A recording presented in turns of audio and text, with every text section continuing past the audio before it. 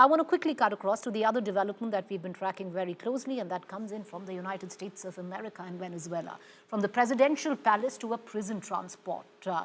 Maduro now finds himself in a New York court. The visuals on your screen show Maduro being escorted in cuffs to a Manhattan federal court. Venezuela's deposed leader, along with his wife, were flown from a Brooklyn jail to face U.S. drug trafficking charges, following what Washington described as a dramatic operation leading to his capture. Meanwhile, President Trump has issued a fresh warning to interim president of Venezuela, Mr. Rodriguez, saying the United States will strike again if Venezuela does not fall in line. The next question is who's in charge of Venezuela right now? Have you spoken to the newly sworn-in president there, Rodriguez? And what are your thoughts on the entire situation? You said the U.S. would run Venezuela. We're dealing with the people. We're dealing with the people that just got sworn in. And don't ask me who's in charge, because I'll give you an answer and it'll be very controversial. What does that mean? We're in charge. This isn't a country that's on the other side of the world. This isn't a country like we have to travel 24 hours in an airplane. This is Venezuela. It's in our area, the Monroe Doctrine. So is that what you would say, that we're in the business of nation building? No, we're in the business of having countries around us that are viable and successful, and where the oil is allowed to freely come out, because that's good. It gets the prices down. That's good for our country. President, if you had to sum up Operation Absolute Resolve, would you say that it was about oil or it was about regime change? It's about peace on earth. How is it peace on earth? Peace on earth. We got to have peace. It's our hemisphere. The Monroe Doctrine was very important when it was done, and other presidents, a lot of them, they lost sight of it. I didn't lose sight. But it really is, it's peace on earth. All right, the big questions that we ask at the back of that development, which we saw take place over the course of the weekend. What is President Trump's plan for Venezuela? Is Trump planning more invasions? Is Venezuela raid all about oil? And how will China respond? Let's take these questions to K.C. Singh, former Indian ambassador, Dr. Taimur Baig, managing director and chief economist, DBS Bank Limited, Daniel Freed, former diplomat and Weiser Family Distinguished Fellow at the Atlantic Council. Let's cut across to Mr. Freed first. Mr. Freed, what is your reading of what transpired in the last 48 hours, sir? We are dealing with a legally and constitutionally questionable U.S. move. Deposing Maduro, however, could find some measure of vindication if what replaces it is democracy, stability, and renewed prosperity for the Venezuelan people. That was more or less the result of the U.S. invasion of Panama in 1989. But whether U.S. policy is headed in that direction, I can't say. President Trump has spoken of the U.S. running Venezuela. Secretary Rubio has backed away from that. The United States seems to have little interest in a democratic transition to the Venezuelan opposition, which won the last election by all accounts. Instead, the U.S. seems to be counting on some sort of arrangement with the rest of the Maduro regime, which is still in power. So a great deal of uncertainty, and the U.S. is staring into a dark room, and it is not clear to me what's at the other side. I want to bring in K.C. Singh as well. Ambassador Singh, when you look at the developments and India's response, to say it's very, very measured concern, but not condemnation in a fast-evolving geopolitical situation, do you think it's the prudent line to take? Look, I think there are many legal elements to it, but I think there are three basic reasons how you can, or justification, you can intervene and go and grab somebody from another country. One is you have the UN Security Council approval, which they don't have in this case. Second is the other country approves, which they didn't, because you grabbed the president. And the third is that you say self-defense. Now, US is not talking of they're using self-defense, saying drugs were coming to us and drugs are killing people in America, and hence it is self-defense to go and get him. Now, that itself is questionable because fentanyl is really not coming from Venezuela. And then the reasons given by US, they go on varying. The Southern Command Chief, General Lady, she said, no, it's got nothing to do with democracy. It's got to do with oil, it's got to do with minerals. So you're getting different arguments from different people. You got the European Commission, 26 countries have signed a statement. And they've said, we are not for Maduro. We think there should be an orderly transition to a popularly elected. Not do it. You can't use illegal means to do it.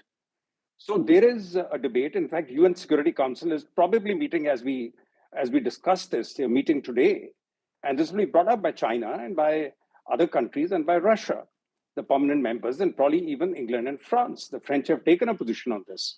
And then what has happened is, I think the danger is that President Trump is feeling so emboldened by this that he's threatening Colombia, then he's threatening Greenland, then he's back to again many of Cuba.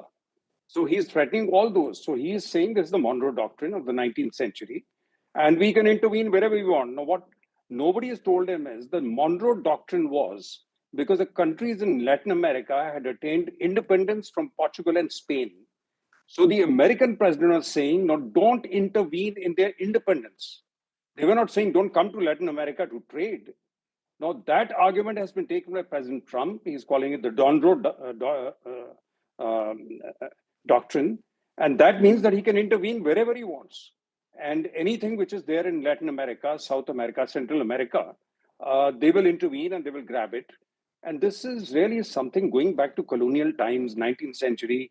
I think it's going to lead to international debate. And particularly if he steps in on Greenland, I think it causes a serious problem between NATO and US. There would be a very wide split, which can have implications. We don't know where this is headed. Also, we don't know wherever Americans have intervened in the past. The result has not been very good, whether Afghanistan, no, it was Iraq. They were not able to bring democracy. And in this case, the final point that the ones who won the election, which was Gonzalez and the Nobel Prize winner, Machado, they've been dumped by America. Now, if you want to take, the dictator out, then call those people in and have a transition to an actually elected government, which won the last election. So all that has been sidelined. They've cut a deal with the current president, Rodriguez, and I think they're trying to see if they can get control of oil, control of the minerals, and that is what this whole game is about. I don't think there's a stable path available. Fair point. So, Dr. Beg, less about taking a dictator out, more about the fact that Venezuela accounts for 20% of the world's oil produce, and the US military intervention was more about oil than anything else. Well, the US oil refineries, particularly in the South, are equipped to deal with what is known as extra heavy crude that Venezuela produces.